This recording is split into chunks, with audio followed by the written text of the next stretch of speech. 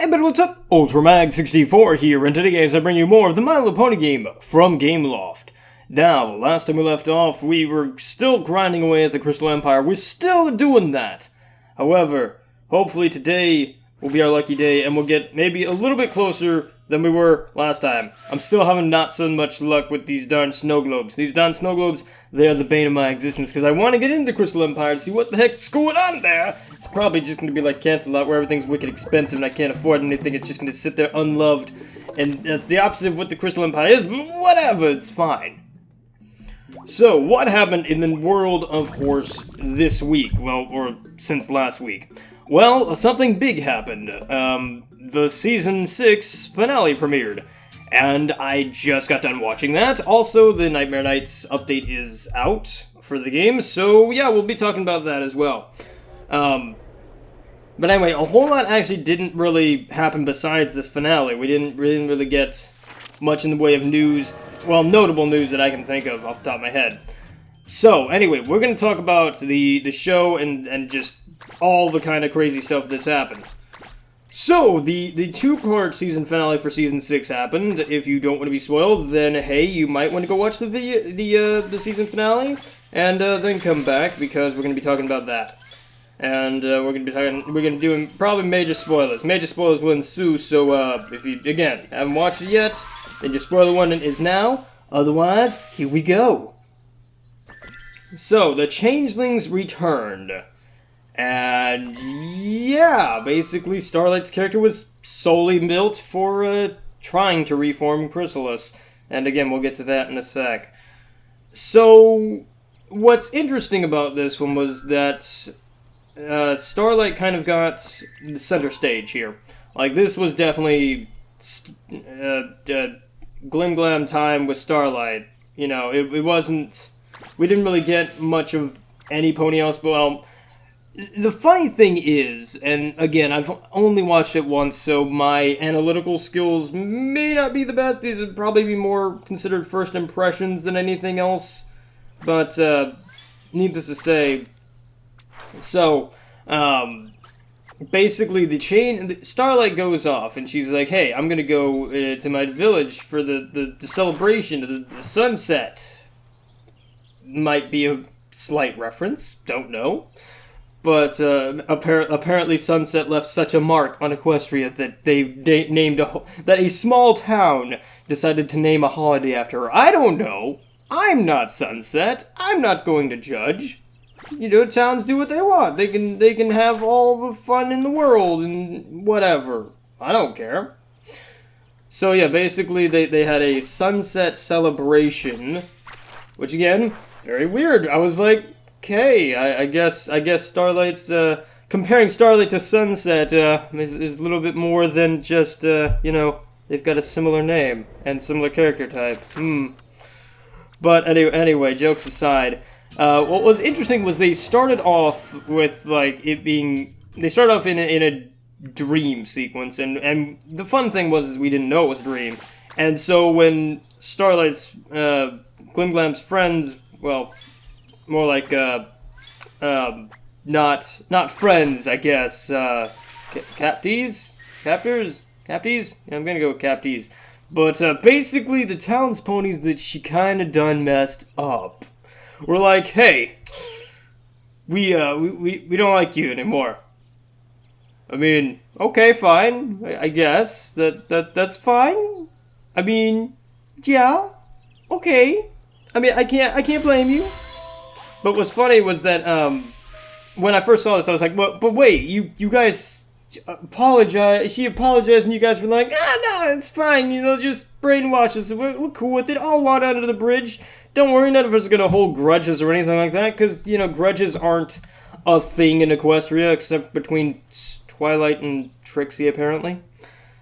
Which was another neat thing, was that, you can definitely tell that, Twilight and Trixie Tang are never on the best of terms. I don't think that friendship's ever going to be a thing that they share because, yeah, like just the sheer, like just, I'm gonna kill you, Trixie. I'm gonna kill you. You could feel it from Twilight. You could feel it, and it's great. It was great.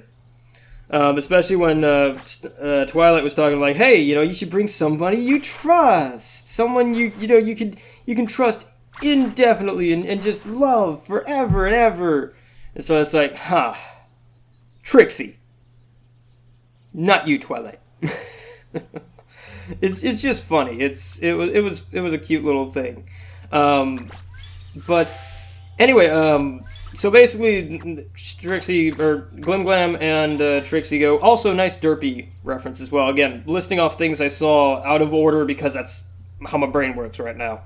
But anyway, we had a nice little derp shot, and then Glim Glam gets invited to the sunset celebration, and so she invites Trixie. Yada yada yada. They go. Things don't end well because they're like, I guess this town, between now and the time that Glim Glam was ruler or dictator, I don't know what, but apparently between now and then, they kind of just were like, hey, so what do you want to do? I don't know. What's Glim Glam want to do? I don't know. You want to just sit here and do nothing? Sounds good. Cause like they just immediately as Starlight gets in there, they're just like, hey, Starlight, we need your help with this. I mean, no wonder she got all wigged out. I mean, granted, she was like, hey, I'm not meant to rule, okay? I'm in a delicate place right now, and I really shouldn't. Because she's afraid of turning back into the pony she was. Which, okay, fine, that's understandable, I suppose.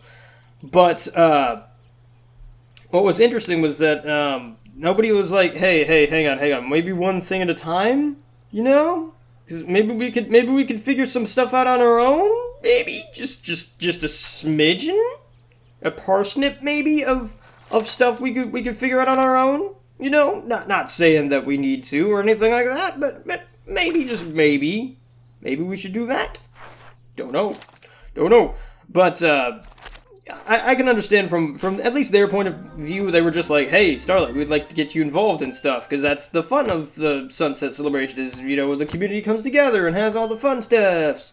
And, since, Starlight was kind of part of the community, more or less, she, they want to make her feel welcome and stuff like that. And I can understand that. I get it. It's just the way they went about it was like, oh, well, no wonder she got overwhelmed. I would go overwhelmed with that. I'd be like, okay, hang on. Whoa there. And I'm in no way, shape, or form to be a leader of anything. Trust me. I know these things. But anyway, so that happens. And so then they come back to Ponyville, and things aren't that good. And the interesting thing is like, it is blatantly obvious something's not right with the main six. Now, here's the thing that kind of got me, was it's like, okay, so obviously something's not right. Probably changelings involved here. They're not very good at doing their roles here.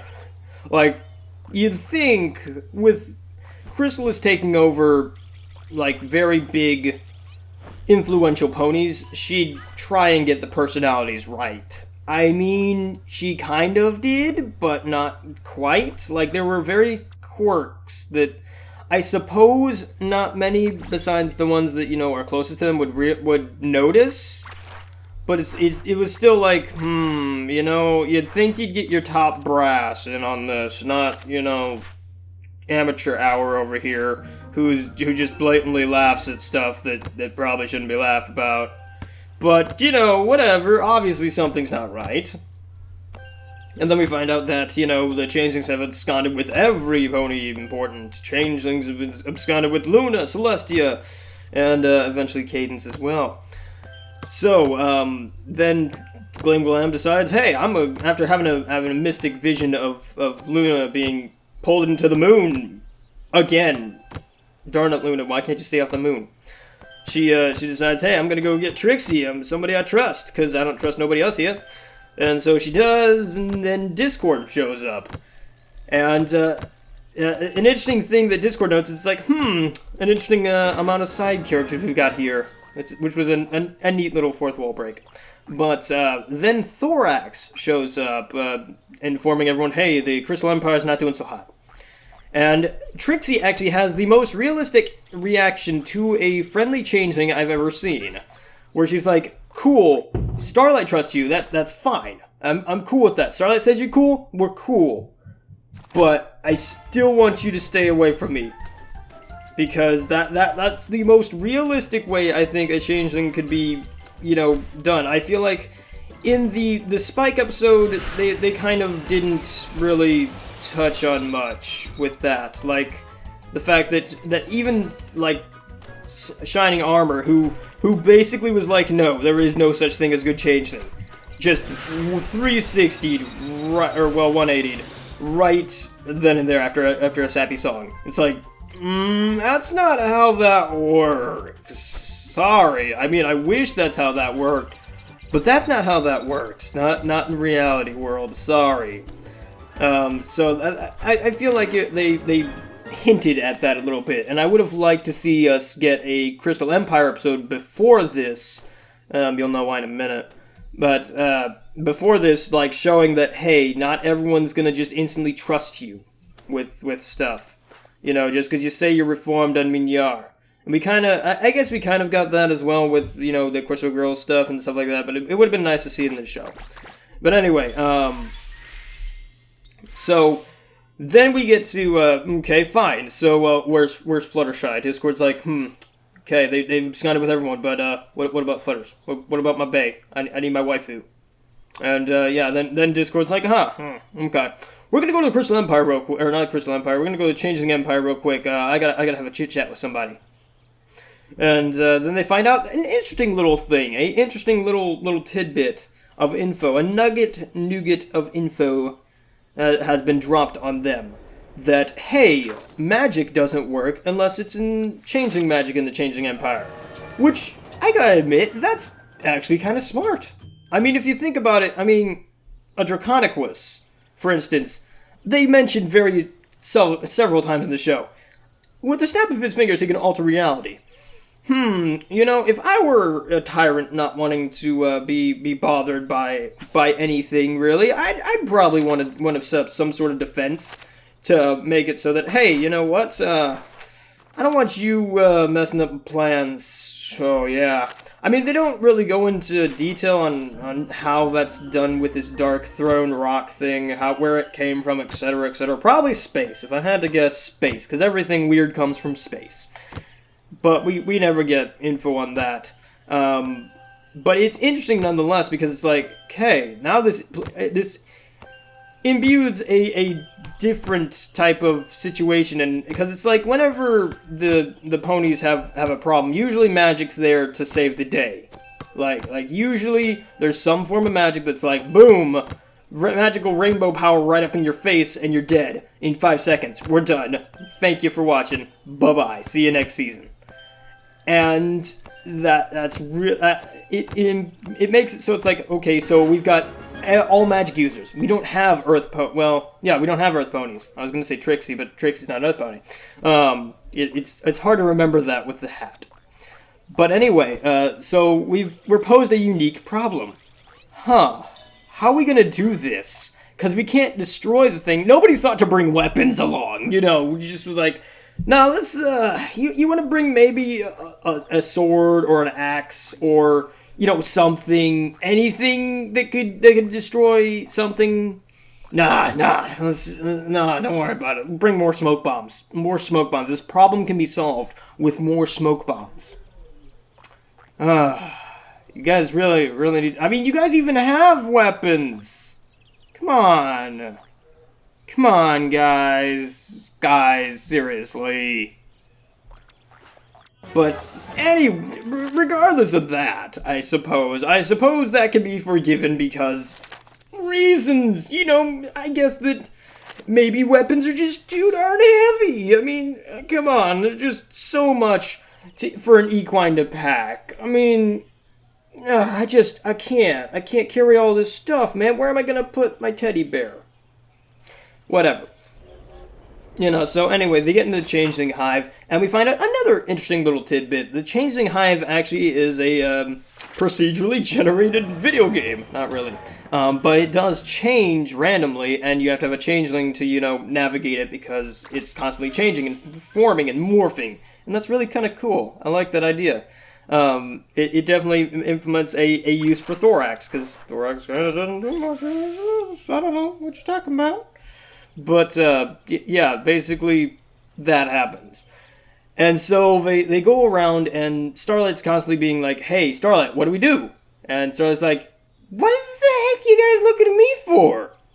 What, do I have a sign that says lead me? Do I have a sign that says, hey, I'm totally a good leader? Because last time we did this, it didn't end well. Just saying.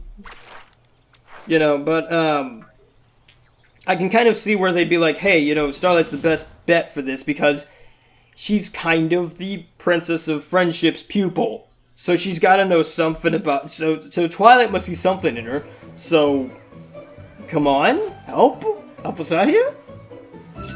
Throw us a bone, lady. Come on.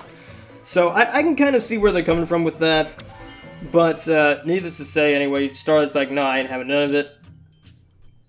So, anyway, they get deeper and deeper into the Changing Hive. We get a huge Fluttershy just mosh pit of flutters. Flutter mosh pit. It is literally a pool of Fluttershies. And then Changelings eat Trixie, pretty much. I mean, seriously, like the way the Changelings just kind of dogpiled on her, it was just like, wow, wow, you guys weren't playing around. So, anyway, after that, let's see, I'm trying to go off memory, so again, if I'm skipping over details, I don't mean to.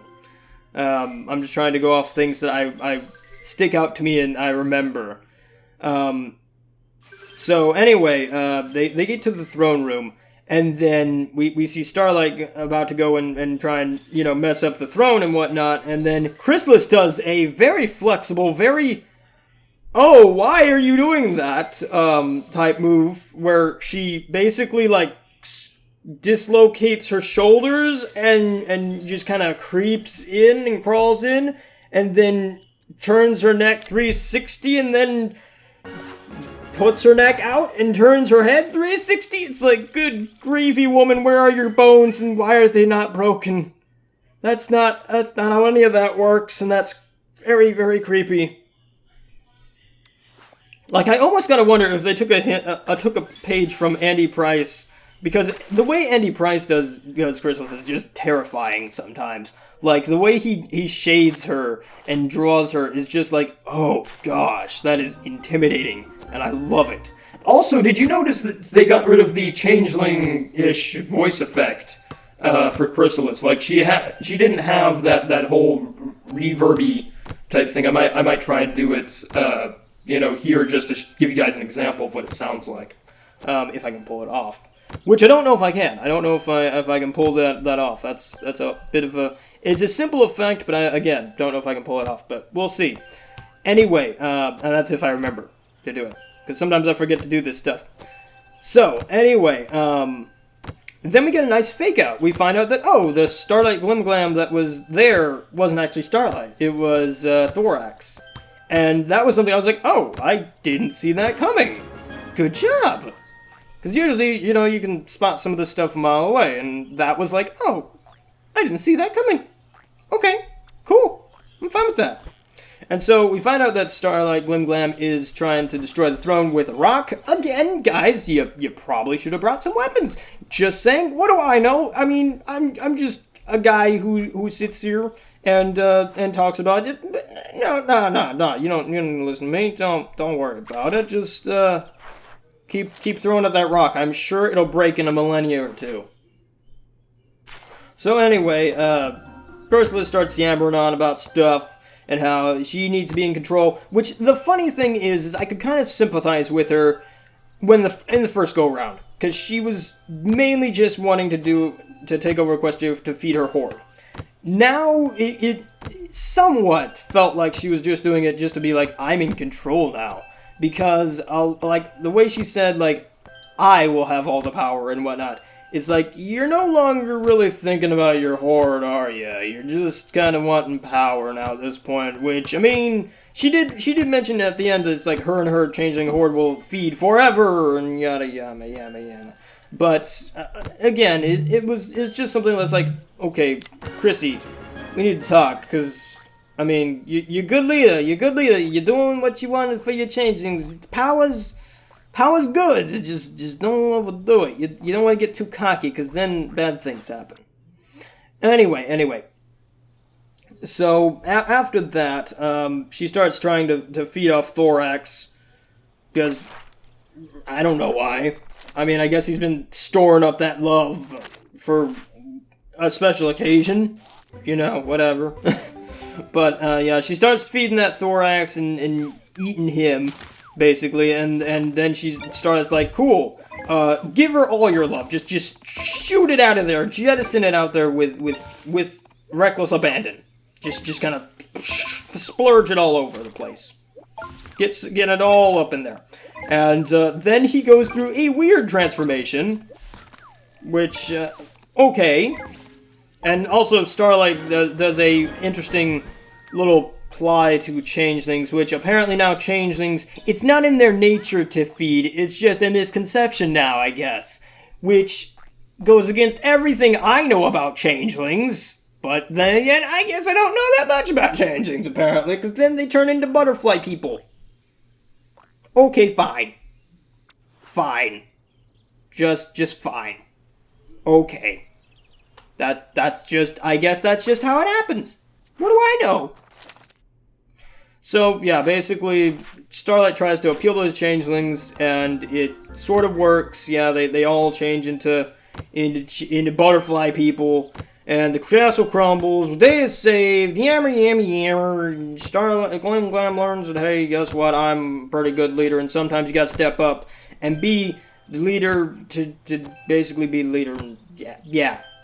And also, we got a wonderful little slice of basically, hey, we know we're not going anywhere, so we're not going to leave things off all nice and bookmarked. Because usually with these seasons, the reason why everything ends all happy all the time and never ends on kind of a cliffhanger is because sometimes the crew don't know if they're going to be renewed for another season. So basically, if, say, season 5 was the last season, you know, that's a great way to end off. You know, just everyone's smiling, happy, and everything's all more or less tied nice in a neat bow. But with this one, they were like, no, we know that there's a movie coming, and we know we've got season 7 coming as well, so we're not going to leave off on that. I mean, granted, everything's still, like, nothing's alluded to, but one thing they did do is they didn't get rid of Chrysalis. Because I was loathing that they changed the changelings. Because I was like, you just got rid of your main villain type thing, the reoccurring one that comes back every now and then. Why? Why would you do that? No, you had such a nice thing going, and now you've ruined it. Great, fantastic. But anyway, basically Chrissy's like, no, you may have everyone else fooled, but I am the queen, darn it, and I am not going to become this nice mamby-pamby rainbow bug thing. No. With antlers. Moose antlers, mind you. No. I don't look good in those. I'm gonna stay dark and evil and fly off. And that was really cool because it's like, great, that gives me something different. Instead of just like the same, great, the day is saved yet again, thanks to the main 6, Angle and Glam, maybe. Yeah. So, yeah, that was nice. I don't know if we're ever gonna see Chrissy again. Probably, but the thing is, as long as she's around, she can just poop out more changelings, right? And I mean, probably, like now that she knows what gets under their skin and makes them all happy-go-lucky and rainbowy, she can just probably brainwash the next batch to be like, hey, yeah, no, that don't work on me. Sorry, no, I'm a new breed of changeling that's not going to do that. No, sorry, it's not gonna work on me this time. I'm pure evil, and I'm okay with that. I'm okay with being evil. You know, I kind of wish we'd see a villain like that. We kind of got it with Chrissy at the end, but I kind of wish that we'd see more of a villain that's like, no, okay, here's the thing. I don't have to be good. I don't. Because I like being evil. It's my thing. I like it. I don't need to be reformed. I don't want to be reformed because your way of thinking isn't what I think is right. And so I want to do what I want to do. Similar to Wander Over Yonder. If you watch that show, which not a lot of people do, it's got great animation. Really, really good. It's made by the guy who did Powerpuff Girls and also Foster's Home for Imaginary Friends. And he also happens to be Lauren Faust's husband. But anyway, I think it's not Craig McCracken. Is it Craig McCracken? I think that's the guy who does Fairly Odd Parents, right? That's not him. Anyway, he made a villain which was like the main thing of that show is like, hey, you know, I'm Wander, and I go around the world, around the universe, spreading joy and happiness, and I make everyone so happy and stuff like that. And he's got a main villain. The villain's not exactly, you know, he's more silly than anything else. Then they meet a real villain who's like, hey, I want to destroy the universe because I can. And Wander tries to convert them over to good. And basically it ends up being like, I see where you're coming from. I understand. But that's just not for me. Sorry. I'm not going to do that. You know, I'm going to be me. And being me means I'm going to be evil. And that's great. Because that means that, hey, you know what? That not everyone's going to be, you know, not everyone's going to be like, hey, I see where you're coming from. I'm going to change. Not everyone's going to do that. That's not realistic. You know, it'd be nice to see a villain do that. And I might discuss this at length later, but we're running out of time here. So, anyway, that is about my thoughts on it. It was a very good two-parter. I liked it a lot. There were very funny moments. It was definitely like, it's a retread because we didn't get a new villain, but we did get a lot of Glim Glam, and I love Glim Glam, so I'd say it's a pretty good episode. I'd say it was pretty good two-parters.